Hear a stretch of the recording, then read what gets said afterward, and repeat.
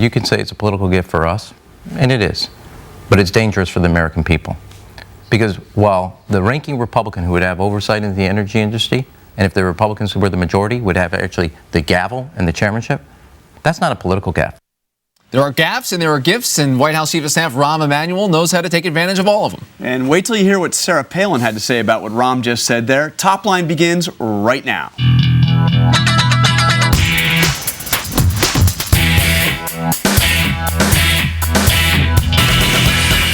Hello and welcome to ABC News Washington Post Top Line. I'm Rick Klein. And I'm Jonathan Karl. Every day at noon Eastern, we're right here bringing you the latest political news and analysis, everything you need to know before you head out the door to lunch. And it's twitter.com/The Note. Let us know what you think.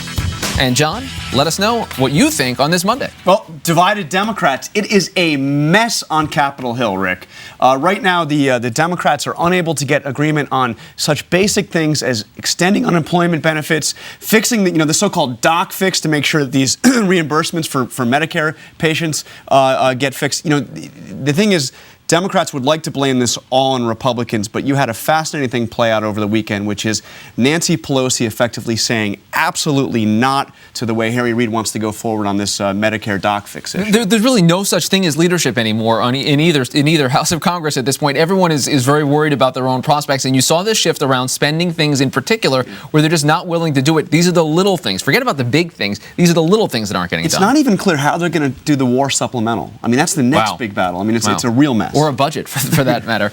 Next up, enthusiasm gap. A new Gallup poll has more stark news for Democrats when they're looking at the fall elections. A 15-point gap in enthusiasm. People saying that they're very enthusiastic or more enthusiastic than usual. 15-point advantage for Republicans. Just 4 years ago, it was 10 points in the other direction. And this, again, this is who shows up in midterms. People that are motivated, people that have a reason to do so. It's hard as a Democrat. Obama trying to restart the campaign army, but it's hard for the Democrats to get anything in that same realm going. And the number is just staggeringly high, the 59% for Republicans. Because if you look back, Gallup has been asking this question every cycle since 1994, and the Republican enthusiasm level has never been over 50%. Here it is at 59%.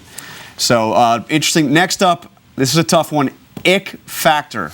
I don't know how to exactly go along with it, but this is a profile, a pretty glowing profile of Mike Huckabee in the New Yorker magazine, where he ends up answering a question via email about a possible, having an affair with Helen Thomas or Nancy Pelosi. I want to read you the actual quote because this is tough. He says, "The only thing worse than a torrid affair with sweet, sweet Nancy would be a torrid affair with Helen Thomas. If those were my only options, I'd probably be for same-sex marriage." Well, there you have it. A potential flip-flop in the offing there from Mike Huckabee. This, though, it speaks to something larger about Mike Huckabee. He has to make a joke out of this. And, he does this all the time. Every interview he gives, every exchange with reporters, it comes back to humor. And hard to take seriously as a presidential candidate, which is what this story was all about. That's right. Huckabee, a potential 2012 candidate. More a Fox News commentator at this point. And finally, Palin versus Rahm. Rahm, you lie. That's what Sarah Palin had to say to Rahm Emanuel on Twitter. Of course, she used all 140 characters and had some inventive punctuation along the way. This, of course, responding to what Rahm Emanuel said, which is that Joe Barton speaks for the larger Republican audience when he talked about his apology to BP. So the fallout from that, though, I think it does continue. Joe Barton made the comment, had to retract that. Democrats are just hoping to make that comment famous. As to the extent that they can run against Joe Barton. If people know who Joe Barton is, then they want to stay on this. Well, the other thing about it is you heard it from Rahm Emanuel talking about how this is serious because this guy will be chairman of the Energy and Commerce Committee if the Republicans take over. Now, as you know, what Republicans will tell you privately is, no, he's not going to be chairman. They're not going to let that happen.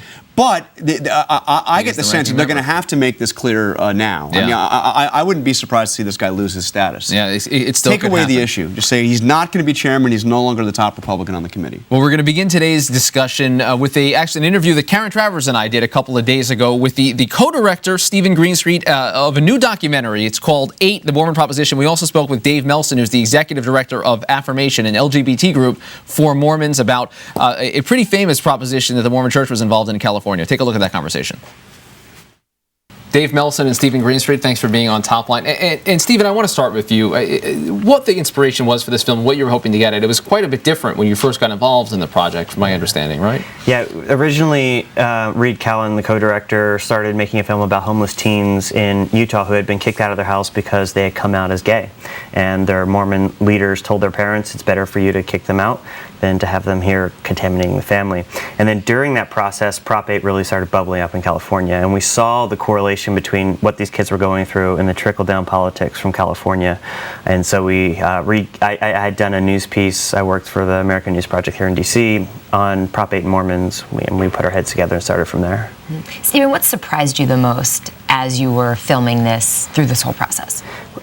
Just when we opened it up to have people come to us and tell their stories about what they had gone through. I mean, people were lined up. We were doing 12-hour days of interviews of gay Mormons coming, family members of gay Mormons coming to tell their story. They'd been waiting, some of them years, for the opportunity to do so. And so what surprised me was I thought we would have to seek out all these interviews, and they came to us and just lined up and with these heartwarming and heartbreaking stories. And Dave, what's the reaction been like, not just to this film, but to this whole couple of years, the whole process? I've got to think for a gay Mormon that seeing your church involved in a campaign like this has got to be pretty heartbreaking. Absolutely. You alternate between tears and anger, frustration. We make one step forward, and it seems like sometimes we make two back. And were people outspoken about this? I mean, is this something you can take up with church leadership? Do you try to make your voice heard within the system? We have taken up. That's part of the function of affirmation. The church is always dependent on authority and obedience, and this is one issue that is where that's breaking down within the church, not only on the local level but at the very highest levels. There's a split on feelings on which way this should go. For both of you, though, what pushback did you get from the church through your work and through this documentary? The church had suggested that we might be confusing the members, that we shouldn't be saying anything, that we should be quiet and be obedient. And, right before Sundance, when we screened this, in the heartland of Utah, of all places, they issued a statement with one paragraph saying, we haven't seen the film, but the second paragraph, we know it's biased and full of lies, and nobody should see it. And so, other than that, they haven't, and, probably smart on their part, they just don't want that much publicity about it. They haven't engaged in a big way. And Stephen, in filming out there and in working on this project, did you get a sense that the involvement of the Mormon Church was something that was registering with folks in California? Did people know about this in real time? I remember hearing about it. Really, it seemed like late in the game, and then after the fact, you learned about this big investment.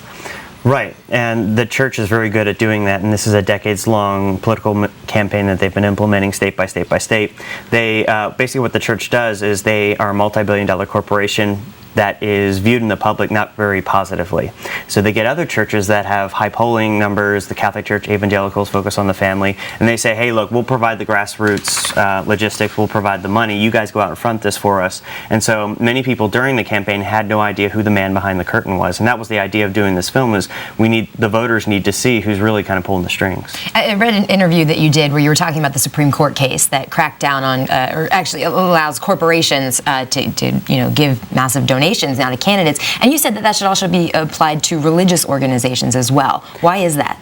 Well, the IRS, when it comes to how far churches can go in their political involvement, there are some gray areas. And one specifically that we bring up in the film is that the IRS says that while churches can get involved in issue-based campaigns, they are not allowed to spend a substantial amount of their net worth. But they've never defined what substantial means. There is no definition, so the public and voters have no idea when a religion steps over those lines or not. And so there is a push right now for the IRS to finally to define that. There's an active group who wants to strip the LDS Church of their IRS 501c3 status. Will that happen? I don't think so, because the IRS strays away from knocking on the doors of religions for obvious reasons. But I'd like them to have a more defined definition of how far they can get involved. And Dave, I'm curious as to the reaction you've heard in talking to folks, straight members of the church, who say, you hear from folks, look, I just don't think this is not where I want my money going toward, and this is not the kind of battle that I want my church involved in. A lot of people have had that reaction. We've had many couples, including several straight couples, who have asked to have their names removed from the record of the church because this is just so contrary to the church that we grew up in, to the church that we used to know.